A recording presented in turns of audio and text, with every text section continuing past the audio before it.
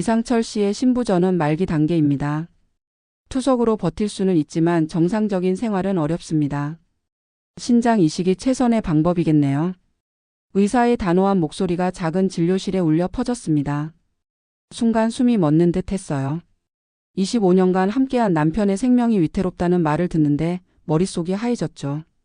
간호사로 일하며 얼마나 많은 환자 가족들에게 위로의 말을 건넸는지 모릅니다. 하지만 내가 그 자리에 서니 모든 의학 지식이 무용지물이 되는 느낌이었어요. 신장 이식 대기자 명단에 올리겠습니다만 기다림이 길어질 수 있습니다. 가족 중에 적합한 공여자가 있으면 검사해보는 것도. 의사의 말이 이어졌지만 내 머릿속은 이미 결정을 내린 상태였습니다. 병원 복도를 천천히 걸으며 생각에 잠겼어요.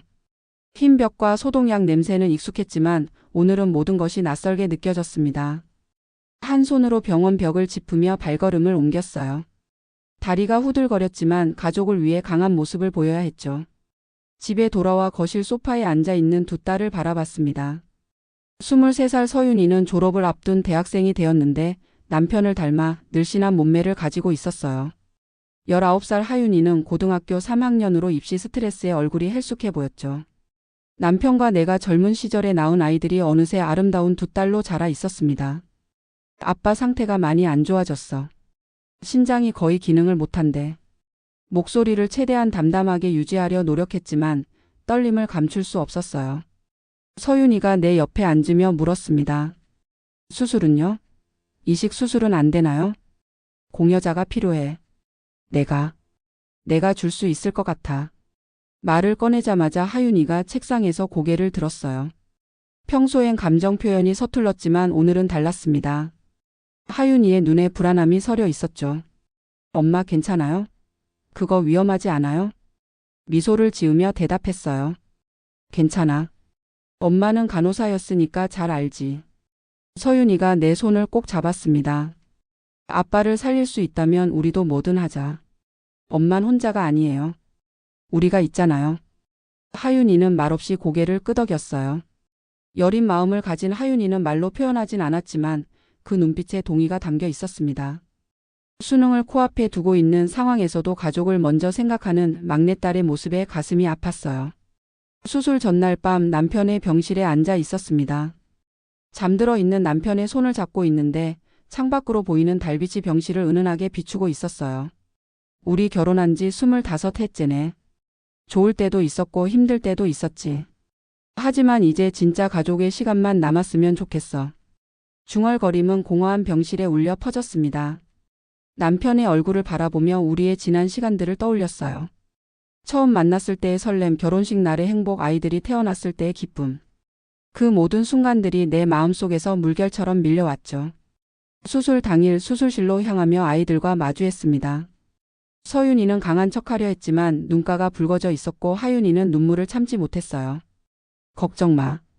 엄마는 간호사였으니까 이런 거 다 알아. 이따 깨어나면 보자. 하윤이가 작은 목소리로 말했습니다. 사랑해요, 엄마. 그리고 수술실 문이 닫혔어요. 내 눈에서도 눈물이 흘러내렸지만 아이들에게 보이지 않아 다행이었습니다. 마취가 점점 효과를 내기 시작하며 의식이 희미해졌어요.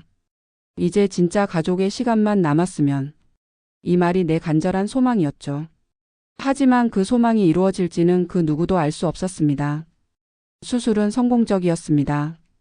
내 신장은 남편의 몸에 자리 잡았고 거부 반응 없이 잘 기능하고 있었어요. 병원 회복실에서 아이들과 함께 있었죠.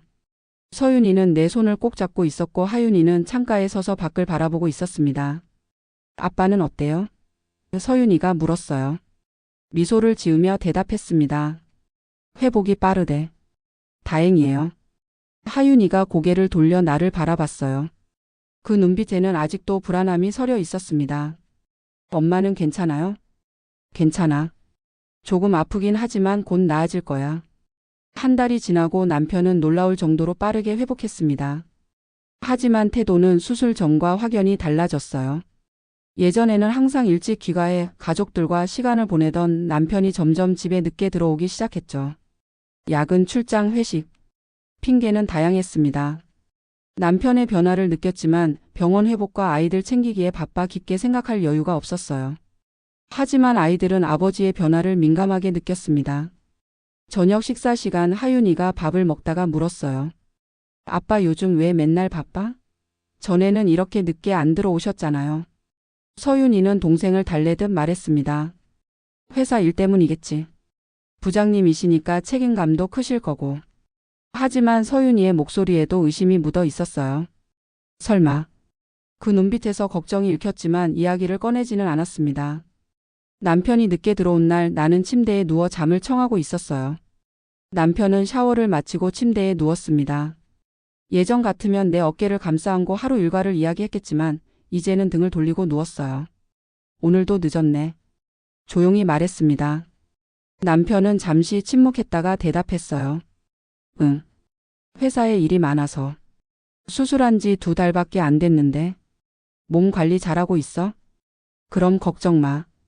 약도 잘 먹고 있고. 남편의 대답은 건조했습니다. 밤이 깊어갔지만 잠을 이루지 못했어요. 창문으로 들어오는 가로등 불빛이 천장에 그림자를 만들고 있었습니다.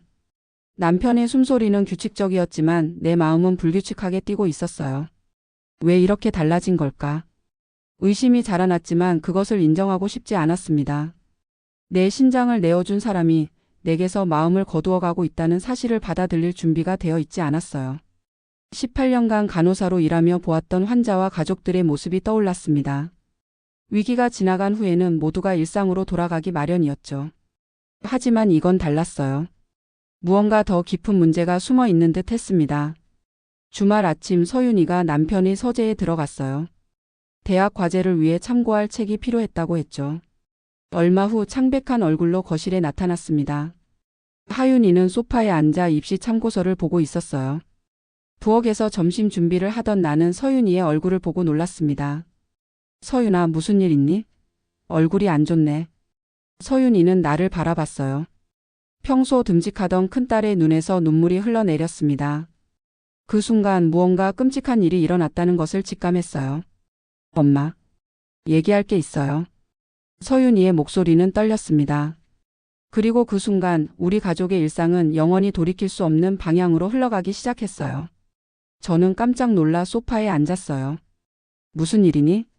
서윤이는 떨리는 손으로 핸드폰을 꺼내 남편의 노트북 화면을 찍은 사진을 보여줬습니다. 아빠가 이런 메시지를 보냈어요. 화면을 바라봤어요. 곧 자유로워질 거야. 이혼만 마무리되면 너랑 시작하고 싶어. 단어 하나하나가 가슴에 대모처럼 박혔습니다. 입술이 떨렸지만 아이들 앞에서 무너지지 않으려 애썼어요. 언제 본 거니? 목소리는 놀라울 정도로 차분했습니다. 방금이요. 서재에서 아빠 노트북이 켜져 있었어요. 서윤이는 내 옆에 앉아 울음을 터뜨렸어요. 난 아빠 같은 사람이 되고 싶었어요. 아빠처럼 가족을 위해 열심히 일하고 책임감 있는 사람이 되고 싶었다고요. 근데 아빤 우리 버렸어요. 서윤이를 안아주었습니다.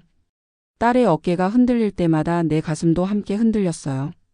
하윤이는 멍한 표정으로 상황을 지켜보고 있었습니다. 무슨 일이에요? 하윤이의 목소리가 작게 흘러나왔어요. 한숨을 내쉬었습니다. 19살 입시를 앞둔 딸에게 이런 현실을 알려야 하는 것이 괴로웠지만 어쩔 수 없었습니다. 하윤아, 아빠가 다른 여자가 있나 봐. 하윤이의 얼굴이 창백해졌어요. 그 순간 현관문 열리는 소리가 들렸고 남편이 들어왔습니다. 방금 전까지 울고 있던 가족들을 보고 남편은 당황했어요. 무슨 일이야? 서윤이가 일어서서 아버지를 노려봤습니다. 아빠, 지연이라는 사람이 누군데요? 남편의 얼굴이 굳었어요. 순간적으로 당황한 표정 그리고 이어진 분노. 그 모든 감정이 얼굴을 스쳐 지나갔습니다. 내 사생활을 뒤졌어? 남편의 목소리는 차가웠어요. 사생활이요? 가족을 버리려는 계획이 사생활인가요? 서윤이의 목소리가 높아졌습니다. 하윤이는 그 자리에서 일어나 자기 방으로 뛰어 들어갔어요. 문을 세게 닫는 소리가 온 집안을 울렸습니다. 남편을 바라보지 않고 하윤이의 방으로 향했어요. 그날 이후 집안의 분위기는 완전히 바뀌었습니다. 남편은 거의 집에 들어오지 않았고 나는 말없이 가족의 일상을 유지하려 애썼어요. 서윤이는 대학에서 집으로 일찍 돌아와 나를 도왔고 하윤이는 모든 것을 포기한 듯 했습니다. 한 달 뒤 하윤이의 학교에서 담임 선생님이 전화를 걸어왔어요. 하윤이의 성적이 급락했다는 내용이었습니다. 늘 상위권을 유지하던 아이가 갑자기 등수가 내려간 것이 걱정된다고 했어요. 하윤이의 방문을 두드렸습니다. 하윤아, 들어가도 될까? 대답이 없었지만 조심스럽게 문을 열었어요. 하윤이는 침대에 엎드려 있었고 책상 위에 참고서들은 먼지를 쌓고 있었습니다. 선생님한테 연락 왔어. 내 성적이 많이 떨어졌대. 하윤이는 고개를 들지 않았어요. 그냥 공부하기 싫어요. 하윤이 옆에 앉았습니다. 딸의 머리카락을 쓰다듬으며 말했어요. 많이 힘들지? 하윤이가 고개를 들었습니다. 눈가에 눈물이 맺혀 있었어요. 엄마, 나 공부 못해도 돼. 그냥 이 지옥이 끝났으면 좋겠어. 하윤이를 꼭 안아주었습니다. 딸의 등을 토닥이며 생각했어요. 더 이상 이렇게 살 수 없어. 결단을 내려야 해. 그날 밤 인터넷 검색을 시작했습니다. 서지연 법무법인 키워드로 검색하자 한 여성의 프로필이 나왔어요. 서지연 45살 법무법인 팀장. 지적이고 세련된 모습의 여성이었습니다. 그 얼굴을 오래 바라봤어요. 이 사람 때문에 내 가족이 무너졌구나. 서지연에 관한 정보를 모으기 시작했습니다. 이웃의 도움으로 서지연이 자주 가는 카페를 알아냈고 그곳에서 그녀를 지켜봤어요. 세련된 정장 차림의 서지연은 내가 상상했던 것보다 더 자신감 넘치는 모습이었습니다. 내 모습과 그녀를 비교하며 쓴웃음을 지었어요. 내가 신장을 주고 있을 때 저 사람은 내 남편의 마음을 가져갔구나. 집으로 돌아온 나는 거울 앞에 섰습니다. 수술 후 더 야위어진 얼굴, 피곤에 젖은 눈, 흰머리가 늘어난 머리카락. 하지만 그런 외모보다 더 중요한 것이 있다는 것을 알고 있었죠. 가족을 위한 헌신, 자식에 대한 사랑, 그리고 자기 자신에 대한 존중. 더 이상은 안 돼. 다음 날 남편에게 전화를 걸었습니다. 오늘 저녁에 집에 올 수 있어? 남편은 잠시 망설이다 대답했어요. 일이 많아서 늦을 것 같은데. 중요한 얘기가 있어 꼭 와줬으면 좋겠어.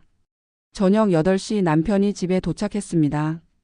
거실에는 나만 앉아 있었고 테이블 위에는 서류 한 묶음이 놓여 있었어요. 남편은 조심스럽게 내 앞에 앉았습니다. 무슨 얘기? 테이블 위에 서류를 밀어줬어요. 이혼 서류야.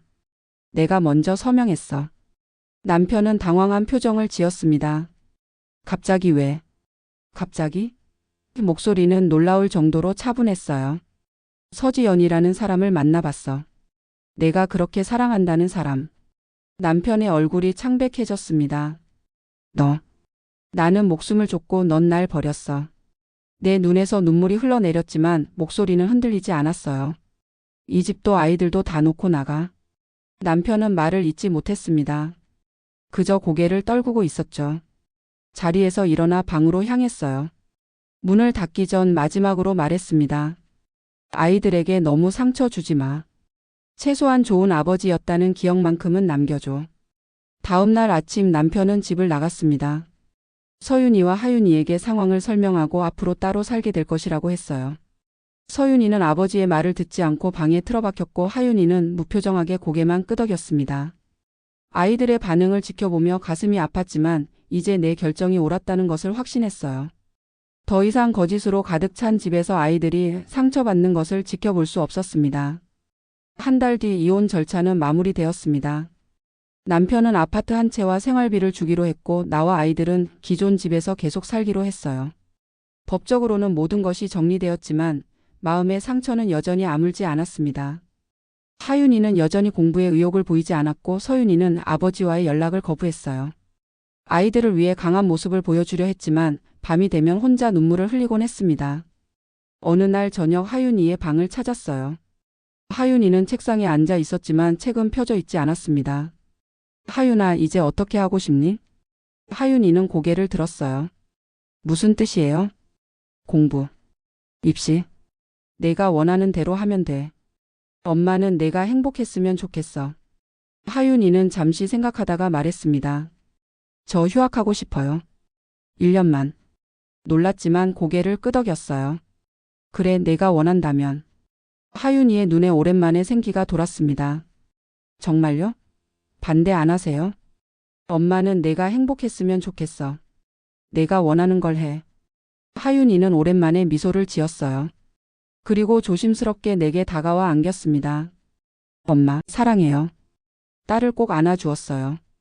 오랜 시간 느끼지 못했던 따뜻함이 가슴에 번졌습니다. 힘든 시간이었지만 새로운 시작의 희망이 보였어요. 우리는 다시 시작할 수 있어. 새로운 가족으로. 남편은 서지연의 아파트에 짐을 풀었습니다. 그동안 호텔을 전전하다 드디어 안정을 찾은 듯 했죠. 후에 들은 이야기로는 서지연의 세련된 인테리어, 깔끔한 생활 방식, 모든 것이 나와는 달랐다고 해요. 하지만 회사에서 남편은 점점 고립되어 갔습니다. 중년의 가정을 벌인 남자라는 꼬리표가 그를 따라다녔죠. 사람들의 수군거림 등 뒤의 이야기. 서윤이의 친구 어머니가 알려주셨어요. 어느 날 상무가 남편을 사무실로 불렀다고 합니다. 이 부장 좀 앉지. 다음 승진 심사에서 이 부장은 제외하기로 했네. 회사 분위기도 그렇고 여러 가지를 고려했어. 남편의 얼굴이 붉어졌대요. 하지만 제 실적만의 문제가 아니야. 회사는 이미지도 중요하고 팀워크도 중요해, 알겠나? 25년간 받쳐온 회사에서의 자리가 흔들리기 시작했습니다. 남편이 서지연에게 이 소식을 전했다고 해요. 승진에서 탈락했어. 그리고 구조조정 대상 명단에 올랐다는 소리도 있어. 서지연의 표정이 굳었대요. 그게 무슨 소리야? 당신 능력 있는 사람이잖아. 회사 분위기가 그래. 다들 나를 볼 때 가정을 버린 남자로 보는 것 같아. 서지연은 한숨을 내쉬었다고 합니다. 난 그런 소리 듣기 싫어. 나한테 능력 있는 남자가 필요해. 무슨 뜻이야? 이건 내가 원했던 삶이 아니야. 그런 꼬리표 달린 남자 나도 싫어. 다음 날 남편은 또다시 호텔 신세가 되었습니다. 모든 것을 버리고 선택한 여자가 그를 버렸죠. 남편은 서윤이에게 전화를 걸었다고 해요. 수십 번 시도 끝에 드디어 연결되었대요. 딸 아빠야. 서윤이는 말이 없었다고 합니다. 요즘 어떻게 지내? 끊을게요. 앞으로 연락하지 마세요. 전화번호 차단할 거예요. 통화가 끊겼고 남편은 다시 전화를 걸어봤지만 이제는 아예 연결되지 않았다고 해요. 서윤이는 정말로 아버지를 차단한 것이었습니다. 마지막 희망으로 남편은 하윤이에게 메시지를 보냈대요. 하윤아, 아빠야, 만나서 얘기 좀 할 수 있을까? 한참 후에 답장이 왔다고 합니다. 아빠라고 부르지 마세요. 남편은 직장도 사랑도 가족도 모두 잃어버렸습니다. 모든 것을 버렸다고 생각했던 남편이 결국 모든 것에 버림받은 상황이 된 거예요. 나는 이 모든 이야기를 서윤이를 통해 전해 들었습니다. 마음 한 구석에서는 남편에 대한 연민이 느껴지기도 했지만 상처는 너무 깊었어요. 내가 상처의 크기를 측정할 수 있는 건 아니지만 우리 가족이 어떻게 무너졌는지 직접 겪었으니까요. 남편과 이혼한 지 6개월이 지난 어느 날 거울 앞에 서서 내 모습을 바라봤습니다. 수술 후 쇠약해졌던 몸이 조금씩 회복되고 있었어요. 헤어스타일을 바꾸고 오랜만에 화장도 했습니다. 자신을 돌보는 시간을 갖기 시작한 것이죠. 엄마, 오늘 예쁘네요. 서윤이가 내 뒤에서 말했어요. 미소 지었습니다. 고마워. 오늘 면접이 있어서. 서윤이의 얼굴에 놀란 표정이 떠올랐어요. 면접이요? 어디에? 청주에 있는 힐링 요양병원이야. 간호 코디네이터 자리. 전직 간호사였기에 의료 분야로 다시 발걸음을 내딛기로 했습니다. 하지만 이번에는 조금 다른 역할이었어요. 환자뿐만 아니라 환자 가족들을 케어하는 코디네이터 자리였죠. 면접은 성공적이었습니다. 내 경험과 따뜻한 마음씨가 면접관들의 마음을 움직였어요. 집으로 돌아와 아이들에게 기쁜 소식을 전했습니다. 내일부터 출근이야. 간호 코디네이터로. 하윤이가 나를 꼭 안아주었어요. 축하해요, 엄마. 휴학을 결정했던 하윤이는 최근 다시 공부를 시작했습니다. 입시의 부담에서 벗어나자 오히려 공부에 대한 흥미가 되살아났어요. 자신만의 페이스로 준비하며 실용음악과로 진로를 변경했습니다. 서윤이는 대학을 졸업하고 취업 준비 중이었어요. 하지만 최근 들어 다른 생각이 든 듯 했습니다. 엄마, 저 창업하고 싶은데요. 놀랐지만 들어보기로 했어요. 어떤 사업? 가족 간병자를 위한 힐링 커뮤니티예요. 엄마처럼 가족을 간병하는 사람들을 위한 심리 상담과 휴식 프로그램을 운영하는 거죠. 엄마의 경험이 큰 도움이 될 것 같아요. 서윤이의 아이디어에 감동했습니다. 내 상처가 누군가에게 도움이 될 수 있다는 생각이 마음에 와닿았어요. 좋은 생각이네. 엄마도 도울게. 그렇게 서윤이와 나는 마음심이라는 이름의 커뮤니티를 시작했습니다. 처음에는 작은 모임으로 시작했지만 점차 사람들의 호응을 얻었어요. 가족 간병의 어려움을 겪는 사람들이 모여 경험을 나누고 위로받는 공간이 되었습니다. 요양병원에서 일하며 얻은 경험을 바탕으로 커뮤니티를 이끌었고, 서윤이는 온라인 플랫폼을 만들어 더 많은 사람들이 접근할 수 있게 했어요. 하윤이도 음악치료 프로그램을 기획하며 함께했습니다. 어느 날 커뮤니티 멤버들 앞에서 내 이야기를 나눴어요. 저는 남편을 위해 신장을 기증했습니다. 그리고 그 후 남편은 저를 떠났어요. 처음에는 무너질 것 같았지만 아이들과 함께 다시 일어설 수 있었습니다. 사람들의 눈에서 공감의 눈물이 흘러내렸어요. 내 이야기가 그들에게 큰 위로가 되었습니다. 모임이 끝난 후 한 여성이 내게 다가왔어요. 저도 비슷한 경험이 있어요. 남편을 간병하다 지쳐서. 이런 공간이 있어 다행이에요. 그 여성의 손을 잡아 주었습니다. 혼자가 아니에요. 우리가 함께 이겨낼 수 있어요. 귀가 길 가슴이 따뜻해지는 것을 느꼈어요. 내 상처가 다른 이들에게 희망이 되고 있다는 사실이 행복했습니다. 집에 돌아오니 거실에서 서윤이와 하윤이가 함께 음악을 듣고 있었어요. 예전에는 각자의 방에 틀어박혀 있던 아이들이 이제는 서로에게 의지하며 시간을 보내고 있었습니다. 엄마, 다음 달에 제주도에서 힐링 캠프를 열면 어떨까요? 서윤이가 제안했어요. 바다를 보면서 치유의 시간을 가질 수 있을 것 같아요. 미소 지었습니다. 좋은 생각이네. 우리 셋이서 준비해볼까? 하윤이도 고개를 끄덕였어요. 저는 음악 프로그램을 맡을게요. 그렇게 우리는 함께 계획을 세우며 밤을 보냈습니다. 창밖으로 보이는 달빛이 우리의 모습을 은은하게 비추고 있었어요. 상처로 시작된 여정이었지만 이제는 희망으로 가득 찬 새로운 길이 열리고 있었습니다. 1년이 흘렀습니다. 마음심 커뮤니티는 전국적인 규모로 성장했고 이제는 정부 지원을 받는 공식 프로그램이 되었어요. 서윤이는 회사 대표로서 사업을 확장시켰고 하윤이는 실용음악과에 합격하여 대학 생활을 시작했습니다. 어느 비 오는 날 내 사무실로 한 통의 편지가 배달되었어요. 발신인은 남편이었습니다. 잠시 망설이다 편지를 열어보기로 했어요. 편지지에는 떨리는 필체로 글이 적혀 있었습니다. 신장이 다시 안 좋아졌어. 의사는 지속적인 투석이 필요하다고 해. 가족이 날 버릴 거라 생각 못했어. 미안해.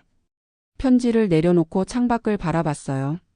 빗방울이 유리창을 타고 흘러내리는 모습이 내 복잡한 감정과 닮아 있었습니다. 한때 사랑했던 사람, 배신했던 사람, 그리고 이제는 병든 사람. 그날 저녁 아이들에게 남편이 소식을 전했어요. 어떻게 해야 할까? 물었습니다. 서윤이가 답했어요. 아무것도 안 해도 돼요. 아빤 우리를 버렸잖아요. 하윤이는 잠시 생각하다가 말했습니다. 그래도 아픈 건 불쌍해요. 깊은 생각에 잠겼어요. 밤이 깊어지고 아이들이 잠든 후에도 거실에 앉아 생각했습니다. 아침이 밝아올 무렵 결정을 내렸어요. 병원에 도착해 남편의 병실을 찾았습니다. 문을 열자 한 번에 알아볼 수 없을 정도로 야위어진 남편이 누워 있었어요. 투석 기계가 그의 옆에서 작동하고 있었고 얼굴은 창백했습니다. 남편은 나를 보자 눈을 크게 떴어요. 현정아. 침대 옆 의자에 앉았습니다. 많이 아프구나. 남편의 눈에서 눈물이 흘러내렸어요. 미안해. 정말 미안해. 감정을 억누르며 말했습니다. 우린 당신한테 준 만큼 당신한테서 떠났어요. 심장은 살렸지만 가족은 죽었지. 남편은 고개를 끄덕였어요. 알아. 내가 다 망쳤어. 서지연도 날 버렸어. 회사도 잘렸고. 혼자가 되니까 가족의 소중함을 알겠더라. 이제 와서. 더 말을 잇지 못했습니다. 남편이 내 손을 잡으려 했지만 살짝 물러섰어요. 내가 할 수 있는 건 의료비 지원이야. 그것뿐이야. 남편은 고개를 끄덕였습니다. 그것만으로도. 고마워. 자리에서 일어났어요. 가려던 참에 남편이 다시 말했습니다. 아이들은 잘 지내? 문 앞에 서서 대답했어요. 응, 잘 지내. 서윤이는 마음심이라는 회사를 운영하고 있고 하윤이는 대학에 들어갔어. 남편의 눈에 자랑스러움과 후회가 동시에 비쳤어요. 그래, 고맙다. 병원을 나온 나는 깊은 숨을 내쉬었습니다. 한때 사랑했던 남자를 향한 감정이 완전히 사라지진 않았지만 이제는 다른 종류의 감정이 되어 있었어요. 연민 안타까움 그리고 받아들임. 집으로 돌아와 아이들에게 남편의 상태를 전했습니다. 서윤이는 여전히 냉담했지만 하윤이는 조용히 물었어요. 아빠 진짜 많이 아파요? 고개를 끄덕였습니다. 응, 많이 아프더라. 하윤이는 잠시 생각하다가 말했어요. 저 한번 보러 가볼게요. 서윤이가 놀란 표정으로 동생을 바라봤습니다. 하윤아, 굳이 그럴 필요 없어. 하윤이는 고개를 저었어요. 미워하는 건 계속할 거예요. 하지만 한 번은 봐야 할 것 같아요. 그래야 마음이 편할 것 같아서. 하윤이를 꼭 안아주었습니다. 딸의 성숙한 모습에 가슴이 뭉클했어요. 상처를 딛고 성장한 아이들을 보며 내 선택이 옳았음을 다시 한번 느꼈습니다. 봄이 지나고 여름이 왔습니다. 제주도의 바다는 햇살에 반짝이며 마음심 힐링 캠프 참가자들을 반겼어요. 나는 캠프장 입구에 서서 참가자들을 맞이했고 서윤이는 일정표를 들고 프로그램을 확인하고 있었습니다. 하윤이는 음악 치료실에서 마지막 준비를 하고 있었어요. 원장님, 모든 준비가 완료됐습니다. 스태프가 내게 다가와 말했어요. 고개를 끄덕였습니다. 고마워요. 오늘 특별한 날이니 더 신경 써주세요.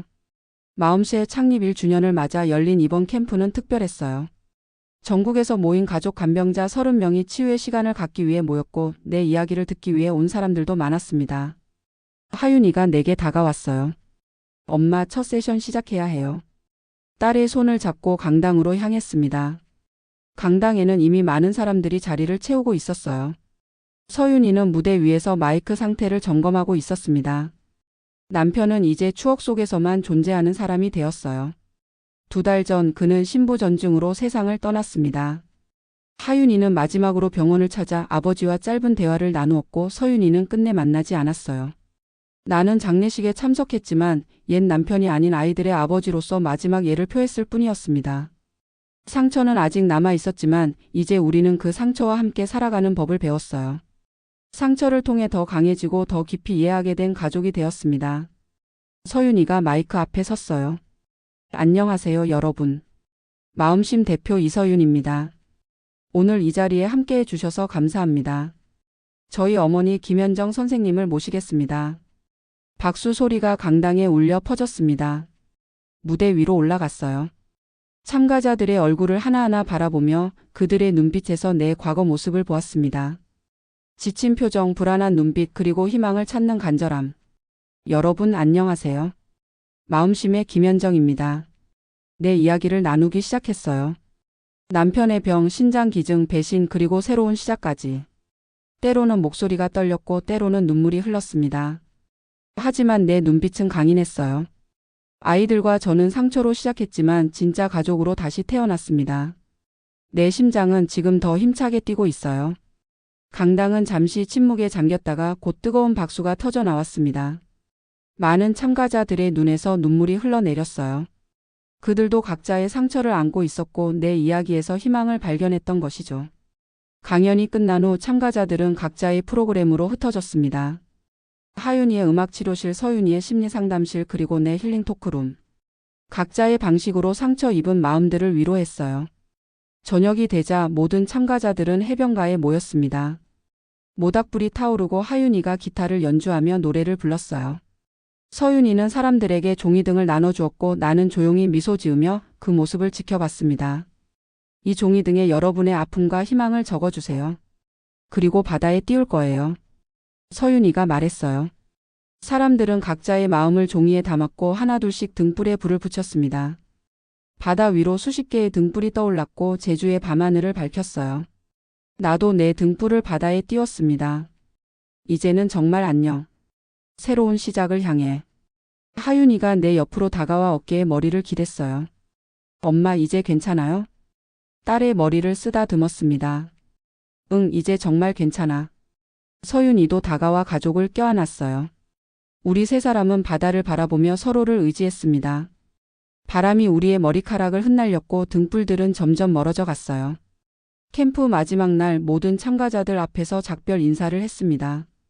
여러분, 이제 각자의 자리로 돌아가지만 기억하세요. 여러분은 혼자가 아닙니다. 상처는 우리를 더 강하게 만들고 더 깊이 이해하게 해줍니다. 이제 진짜 가족의 의미를 찾아가는 여정을 시작하세요. 참가자들의 얼굴에는 이제 희망이 피어나고 있었어요.